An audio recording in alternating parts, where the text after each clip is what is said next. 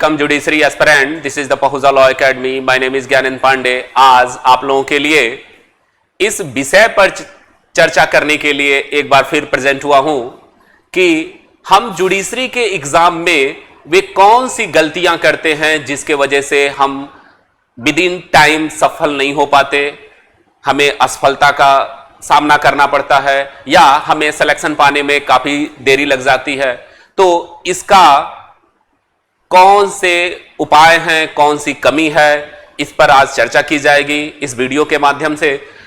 तो सबसे पहले जुडिशरी एस्पिरेंट के लिए यह आवश्यक है कि वह अपना एक टारगेट फिक्स कर ले कि मुझे इस स्टेट का एग्जाम क्रैक करना है, और अगर वैकेंसी डिले है तो आप अदर स्टेट के भी फॉर्म भरते रहें। क्यों कि आपकी तैयारी तभी अच्छी होगी जब आपके सामने एग्जाम रहेगा।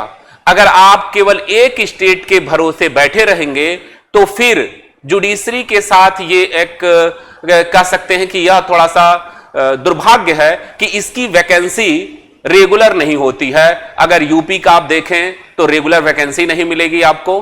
तो इसके लिए जितने भी जुडिशरी के एस्पिरेंट हैं उनको हर स्टेट का फॉर्म भरना चाहिए जहां अपीयरेंस काउंट नहीं होता है। जैसे अगर यूपी की तैयारी आप कर रहे हो तो यूपी में 4 अटेम्प्ट हैं, और आप जब अपने को अच्छे तरीके से तैयार कर लोगे तभी आप यूपी के एग्जाम में बैठना चाहिए। और यूपी के देने से पहले आप उन स्टेट का एग्जाम दे सकते हो जहां अटेम्प्ट काउंट नहीं होता है कि आप कितनी बार एग्जाम में अपीयर हुए हो।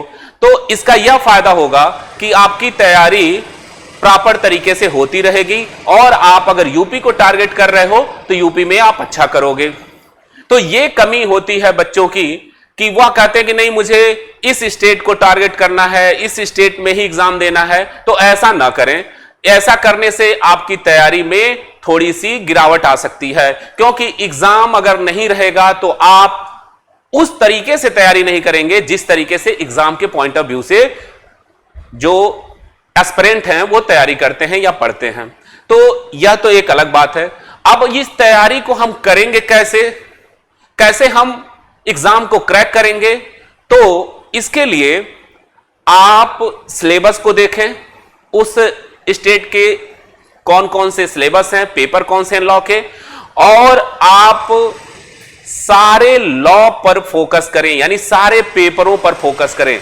अक्सर क्या होता है कि जो पेपर बच्चों को अच्छा समझ में आता है, अच्छा लगता है उनको, वही बार बार पढ़ते हैं। अदर जो पेपर हैं वह उसको नहीं देखते, जिसके वजह से उनको एग्जाम में भी इस कठिनाई का सामना करना पड़ता है। जैसे अगर देखा जाए, बिहार में कॉमर्शियल लॉ का पेपर है, वाणिज्यिक विधि का पेपर है, और वाणिज्यिक विधि के पेपर में आपको company law, negotiable instrument act, partnership और सोगा सेल्स ऑफ गुड्स एक्ट से पेपर बनता है एक कमर्शियल लॉ का। और इसमें कंपनी लॉ बच्चे नहीं पढ़ते हैं, जबकि वह भी एक इंपॉर्टेंट रोल है प्रारंभिक परीक्षा में या मेंस के एग्जाम में। अगर आप कॉमर्शियल लॉ का पेपर लेते हो तो आप प्रारंभिक परीक्षा में तो ऐसा नहीं है कि चॉइस करेंगे आप बिहार में, आपको सारे पेपर जितने पूरे सिलेबस के अकॉर्डिंग प्रारंभिक परीक्षा में पूछा जाता है, और कॉमर्शियल लॉ से या निगोशिएबल इंस्ट्रूमेंट से या पार्टनरशिप से या आर्बिट्रेशन से कम 4 से 5 क्वेश्चन रहते हैं जो प्रारंभिक परीक्षा में एक महत्वपूर्ण भूमिका अदा करते हैं। ये टोटल मिला के कम से कम 20 से 25 क्वेश्चन रहेंगे। और अगर आपने इस पेपरों को इग्नोर किया, आपने कम ध्यान दिया, तो फिर आपका प्रारंभिक परीक्षा क्रैक नहीं हो पाएगा, आप उसमें पास नहीं हो पाएंगे। तो आप सिलेबस के अकॉर्डिंग हर विषय को महत्व दें जो विषय आपके सिलेबस में है। तो यह पहली चीज, इस पे आपको काम करना है कि हर विषय, चूंकि एग्जाम में तो हर विषय से क्वेश्चन बनेगा, हर विषय आपसे पूछे जाएंगे, तो आप केवल वही विषय ना पढ़ें जिसमें आपको रुचि है, आप सारे विषयों पर महत्व दें, पहली चीज। दूसरा जो है, आपको पढ़ना ही नहीं है, अपने विषय पर पकड़ भी बनानी है, उसके छोटी छोटी चीजों को, और उसके लिए जो मेंस में या प्रारंभिक परीक्षा में पूछे जाते हैं उसकी भी समझ डेवलप करनी है। तो आपको पढ़ने के साथ साथ यह भी देखें कि आपका वह विषय कितना तैयार है और किस लेवल पे तैयार है। अगर आप केवल पढ़ रहे हो, समझ नहीं है उसकी, या कुछ चीजों को नहीं समझ रहे हो, तो फिर आप जुडिशरी क्रैक नहीं कर पाओगे। जो भी पढ़ो बिल्कुल क्लियर हो, उसका कंसेप्ट क्लियर हो, हर चीज आप उसमें जानते हो, तो आप अच्छा करोगे। तो यह दूसरा पॉइंट है कि आपको विषय की क्लियरिटी होनी चाहिए, विषय पे पकड़ होनी चाहिए। विषय पे पकड़ होने के लिए आपको अच्छे से डायरेक्ट पे कमांड होनी चाहिए, और अगर कोई चीज नहीं समझ में आ रही है, डायरेक्ट की भाषा नहीं समझ में आ रही है, तो आप किताब का सहारा ले सकते हो, अपने टीचर का सहारा ले सकते हो और उस कंसेप्ट को क्लियर कर सकते हो। तो मेन बात है कि आप अपने सब्जेक्ट के कंसेप्ट को बिल्कुल क्लियर रखो, तब आपकी जुडिशरी क्रैक होगी। दूसरी चीज, जो अगला पॉइंट है जिसको हम इग्नोर कर देते हैं, उसमें यह है कि आप अपने आप को हमेशा एग्जाम से पहले प्रिपेयर रखें, यानी आप अपना विश्लेषण करते रहें। विश्लेषण का पॉइंट ऑफ व्यू क्या है कि आप यह ना सोचें कि हम सीधे एग्जाम में जाकर प्रारंभिक परीक्षा ऑब्जेक्टिव वाइज पेपर को सॉल्व करेंगे, या हम अगर मेंस लिख रहे हैं तो हम सीधे एग्जाम में जाकर ही मेंस लिखेंगे। तो यह आपकी गलत फहमी है, क्योंकि एग्जाम का एक अलग माहौल होता है और एग्जाम में क्वेश्चन आपको मिस भी हो सकता है, आप भूल भी सकते हैं।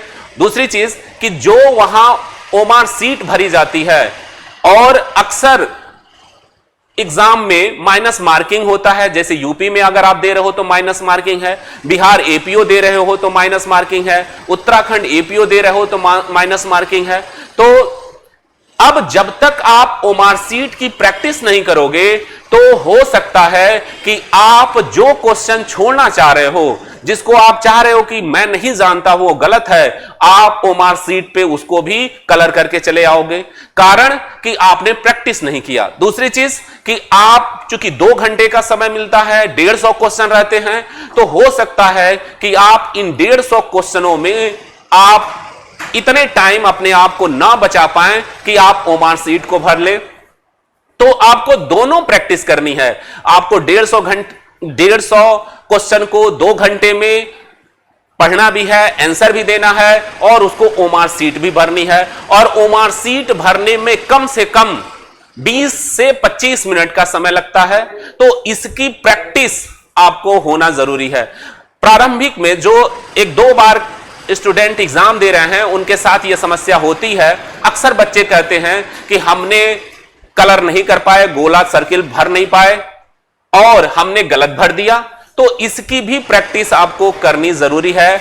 दूसरी, अगर आप मेंस का एग्जाम दे रहे हो, तो मेंस के लिए तो आपको एग्जाम से पहले सारे पेपरों का प्रतिदिन कम से कम समय निकाल के 3 से 4 घंटे तो आप लिखने की प्रैक्टिस कर ही लें, क्योंकि जब एग्जाम में आप जाओगे तो 3 घंटे आपको लिखने होते हैं, और अगर आपकी प्रैक्टिस नहीं है तो 3 घंटे आपके पेन नहीं चलेंगे। अगर चलेंगे भी तो आपका क्वेश्चन छूट जाएगा, क्योंकि आप उस स्पीड में नहीं लिख पाओगे, वह राइटिंग नहीं आपकी आ पाएगी जो एग्जाम के लिए आवश्यक है।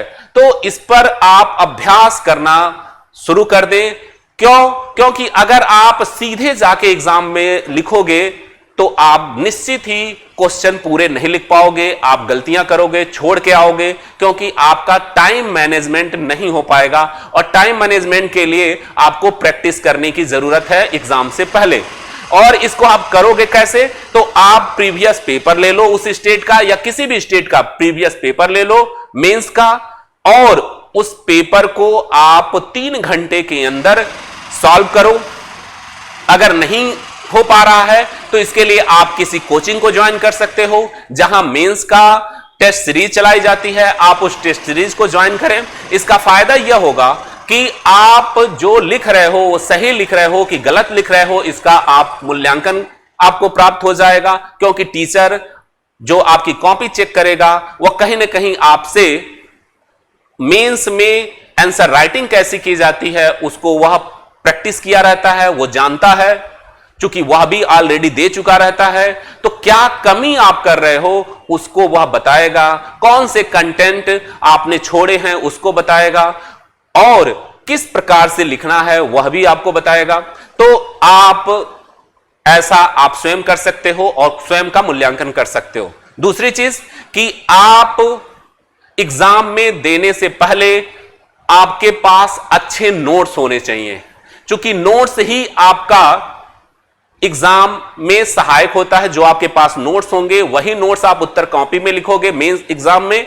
तो आपके पास एक अच्छे नोट्स होने चाहिए, बिना नोट्स के आप तैयारी नहीं कर सकते हो। तो जितने जुडिशरी के एस्पिरेंट हैं वह समझ लें कि अगर आप केवल पढ़ रहे हो बैरेक्ट के माध्यम से या किताब के माध्यम से पढ़ रहे हो, किसी बुक के माध्यम से पढ़ रहे हो, तो आप नोट्स भी बनाना प्रारंभ कर दो, क्योंकि जब समय एग्जाम का नजदीक आता है तो फिर आपको रिवाइज करने का अवसर कम रहता है, रिवाइज नहीं कर पाओगे, और जब रिवाइज नहीं कर पाओगे तो फिर आप कितना ही अच्छा पढ़े हो, कितनी ही अच्छी आपकी जानकारी हो, आप एग्जाम में वह चीज जो आप लिखना चाहते हो वह नहीं लिख पाओगे, क्योंकि आपने रिवाइज नहीं किया उसका।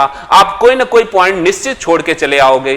तो एक आपके पास अच्छा नोट्स होना चाहिए जिससे आप एग्जाम में आसानी से उसको रिवाइज कर लें और अपने उत्तर पुस्तिका में लिख सकें। तो नोट्स बनाना प्रारंभ कर दें। दूसरी चीज कि जिस एग्जाम को आप फोकस कर रहे हो उस एग्जाम को देने से पहले उसके प्रीवियस पेपर को सॉल्व करके निश्चित जाएं। अगर प्रारंभिक परीक्षा का एग्जाम दे रहे हो तो उसके 4-5 साल का पेपर निकाल लें, ऑनलाइन उसके साइट पे, उस आयोग के साइट पे अवेलेबल है या मार्केट में भी अवेलेबल है, उसको आप देख सकते हो, उससे ले सकते हो और उसको सॉल्व कर सकते हो, ताकि आपको यह पता चले कि एग्जाम में किस प्रकार के क्वेश्चन पूछे जाते हैं। और निश्चित ही जब आप 4-5 साल के पेपरों को सॉल्व करोगे तो उसमें से कम 30 से 35 क्वेश्चन आपको जो आप एग्जाम देने जा रहे हो उसमें से पूछे जाएंगे। क्योंकि नए क्वेश्चन मुश्किल से 10 से 15 क्वेश्चन बनते हैं, बाकी तो आप देखोगे कि सारे पुराने क्वेश्चन हैं, सारे एक स्टेट से पूछे गए हैं तो आपको दूसरे स्टेट में मिल जाएंगे। क्वेश्चन कहां से बनेगा? तो आप रिवाइज करने के पर्पज से आप पुराने क्वेश्चन, पुराने पेपर, चाहे आप मेंस का हो या प्रारंभिक परीक्षा का हो, आप सॉल्व करके ही जाएं। तो इन बिंदुओं पर आप एक बार अमल करें, उस पर काम करें, आप देखेंगे कि आपके तैयारी में एक निखार आएगी, आप अच्छा करोगे और आप निश्चित ही सफल होगे। यह मेरा उम्मीद है, मैं आशा भी करता हूं कि अगर आप ऐसा करोगे तो आप निश्चित ही सफल होगे। तो इस इंफॉर्मेशन पे आप प्रयास करें, अमल करें। इसी सूचना के लिए मैं आज प्रेजेंट हुआ था। यह कैसा लगा कमेंट करके बताएं। धन्यवाद।